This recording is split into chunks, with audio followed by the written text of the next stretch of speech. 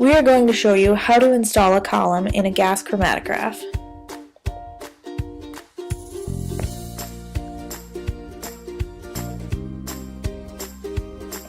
You'll need a column, 2 septa, a wafer, 2 nuts, and 2 ferrules with matching diameters. In this video, we are using 0.25 microns for both the column and the ferrules. It's important not to wear gloves throughout this process to avoid contaminants that won't burn up in the oven like finger oils would. The first thing to do is to take one end of the column and stick it through a septum and pull it several centimeters down. The septum acts as a stopper.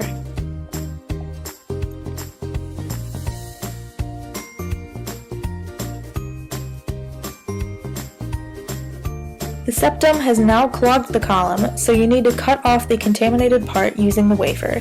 For more information on how to cut a column, see our column cutting video. Once the column has been cut, pull the nut through the column until it rests on the septum.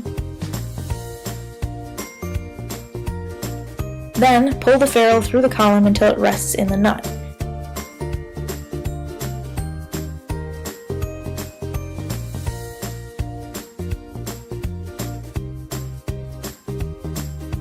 This is our inlet side, and in this case we need 0.5 centimeters of extra column. Adjust using a graduated ruler.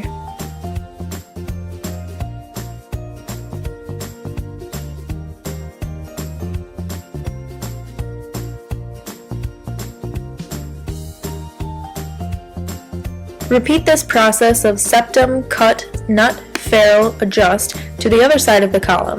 For this GC, we need 7 centimeters of extra column for our detector side.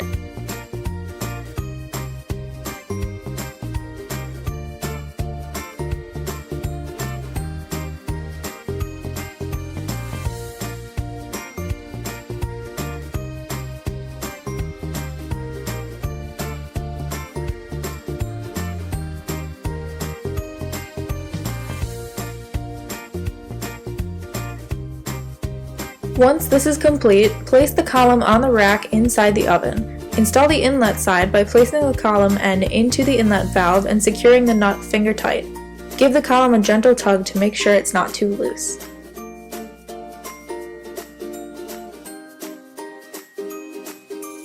Repeat this on the detector side.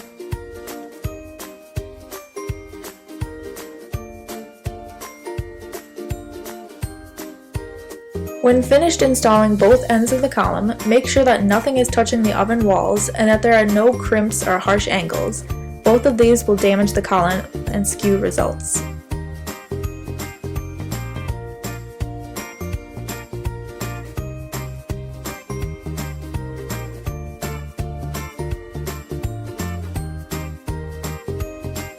Once everything is in place and secure, you are ready to perform a test run through the GC.